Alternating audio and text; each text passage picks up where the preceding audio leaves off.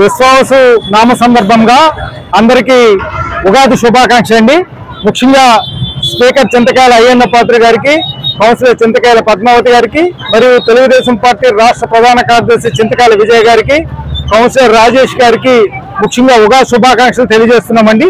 అదేవిధంగా నర్సీపట్నం నియోజకవర్గ ప్రజలకు కూడా అందరికీ కూడా ఉగాది శుభాకాంక్షలు తెలియజేస్తున్నాం. మా నాయకుడు చింతకాయల అయ్యన్న పాత్ర గారు గతంలోని ఉగాదిని బ్రహ్మాండంగా అందరం కలిసికట్టుగా చేసుకోవాలి, ఇంగ్లీష్ సంవత్సరాన్ని కాదు తెలుగు సంవత్సరాలు ఉగాదిని బ్రహ్మాండంగా చేసుకోవాలని చెప్పారు. అందరికీ కూడా ఉగాది శుభాకాంక్షలు తెలియజేస్తూ వారందరికీ కూడా ఈ రోజు కనకదుర్గ దేవాలయం దగ్గర ఉగాది పచ్చడి పంపిణీ చేయడం జరుగుతుందండి.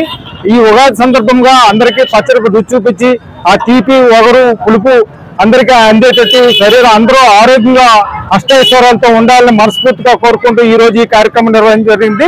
అందులో భాగంగానే ఈ రోజు ఈ కార్యక్రమం నిర్వహించి స్పీకర్ అయ్యన్న పాత్ర గారు ఆధ్వర్యంలో ఆయన చక్కని సూచనలతో ఈ కార్యక్రమం నిర్వహించండి.